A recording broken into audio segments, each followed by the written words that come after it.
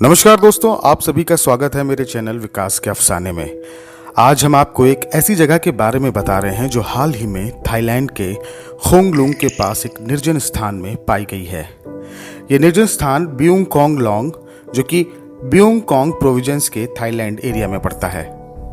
यह एक बेहद रहस्यमयी विशाल सांप के आकार की चट्टानी रचना है जो नाका केव नेशनल पार्क में आजकल चर्चा का विषय बनी हुई है। इसे देखकर आप भी चौंक जाएंगे क्योंकि ये एक हूबहू एक दैत्याकार सांप की आकृति में है। एक बड़ी चट्टान सांप के मुंह के आकार की और कुंडली नुमा चट्टान जिस पर सांप की त्वचा की बनावट एकदम सजीव उकरी हुई है। इसे देखकर ऐसा लगता है कि मानो वास्तव में कोई सांप पत्थर बन गया हो।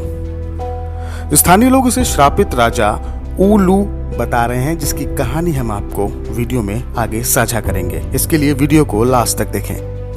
कुछ लोगों का मानना है कि ये चट्टानें लाखों साल पुरानी हैं, लगभग जुरासिक इरा की, जब इंसानों का नामो निशान भी नहीं था। फिर तो इसके मानव निर्मित होने पर भी कोई शक नहीं बनता। ये आकृतियां अपने में ही न जाने कितने रहस्य समेटे हुए हैं। भारतीय पुराकथाओं में सांपों के बारे में बहुत कुछ लिखा गया है और इस तरह की चट्टानें मिलना न जाने क्यों नागलोक के अस्तित्व की ओर इशारा करते हैं। आइए आपको बताते हैं रहस्यमयी राज्य रतप्पा नाखेन और उसके श्रापित राजा उलू की कहानी, जिसे सांप की आकृति से जोड़ा जा रहा है। खोंगलुंग लेक, जो कि बोंग खोंग लुंग जिले में पड़ता है, जहां कई सालों पहले एक राज्य हुआ करता था। इस राज्य का नाम रतप्पा नाखेन था, जिसके राजा थे उल्लू।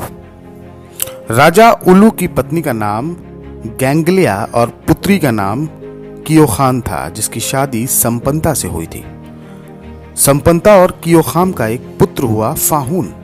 फाहून बहुत बुद्धिमान और सुंदर व्यक्तित्व वाला था। एक बार फाहून की मुलाकात एक बेहद खूबसूरत लड़की से हुई जिसका नाम नाकरिंत रानी था। नाकरिंत रानी की खूबसूरती में एक जादुई सा आकर्षण था, जिसे देखकर फाहून को उससे प्यार हो गया।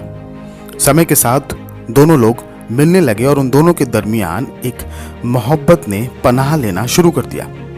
उन दोनों को ऐसा लगने लगा मानो वो एक दूसरे को न जाने कितने सदियों से जानते हैं। फाहून ने नाकारिंता रानी के आगे शादी का प्रस्ताव रखा और उसे अपने साथ राजमहल में रहने के लिए कहा। नाकरिंत रानी बहुत खुश थी कि फाहून उसे बेइंतहा मोहब्बत करता है, लेकिन नाकरिंत रानी को एक चिंता अंदर ही अंदर खाए जा रही थी कि फाहून को जब यह पता चलेगा कि नाकरिंत रानी इंसान नहीं है तो फाहून उसे छोड़ देगा। नाकरिंत रानी एक सर्प योनि की महिला थी, जिसे वहां की भाषा में नाका कहते हैं।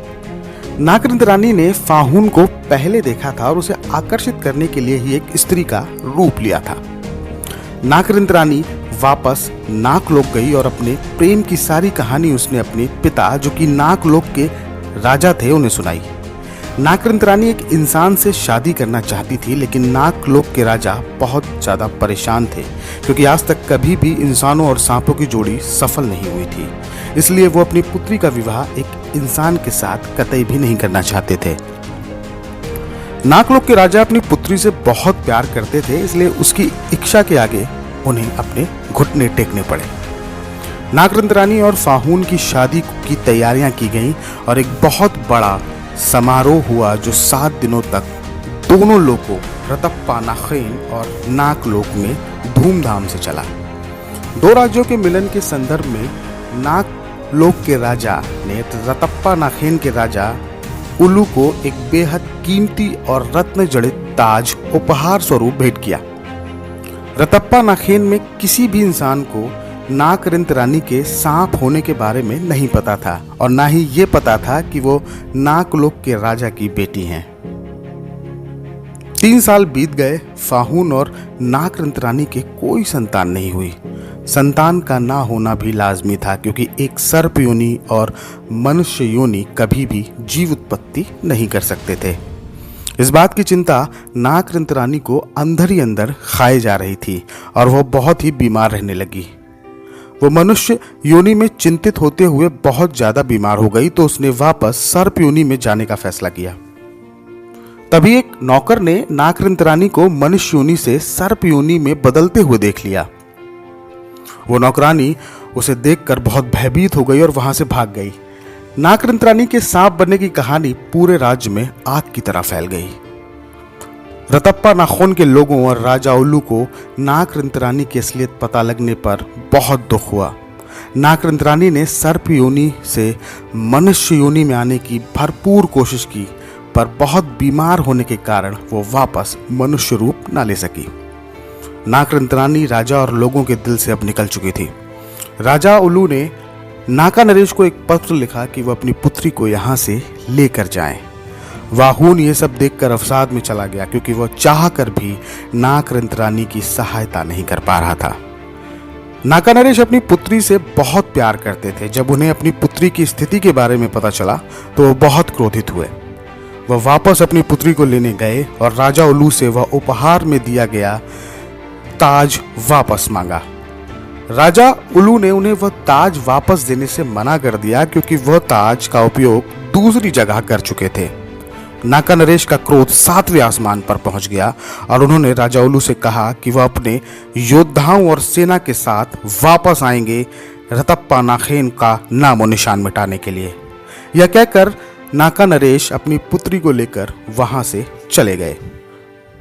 उसी रात वह अपने योद्धाओं के साथ वापस रतप्पा नाखून आए और राज्य के एक एक लोगों को मार दिया। नाका की शक्ति के आगे कोई नहीं बच सका और पूरा राज्य जलमग्न हो गया, जो कि आज कुंखलुंग लेक के नाम से जाना जाता है। नाका महाराज ने राजा उल्लू को एक सांप बना दिया और उन्हें यह श्राप दिया कि वो यहाँ से तब तक नहीं जा पाएंगे जब तक खोंगलुंग वापस एक शहर नहीं बन जाता। और लोगों का मानना है कि यह विशालकाय सर्प की चट्टानी आकृति श्रापित राजा उल्लू हैं, जो कि इंसान से सर्प बन गए थे। नागा केव थाईलैंड पर अगर आपको हमारी रिपोर्ट पसंद आई हो तो प्लीज़ हमारे YouTube चैनल विकास के अफसाने को सब्सक्राइब करना ना भूलें और फेसबुक पेज को लाइक करना ना भूलें। हम यूं ही मिलते रहेंगे वर्चुअल पटल के तले कुछ नए किस्से कहानियों के साथ। अभी के लिए नमस्कार।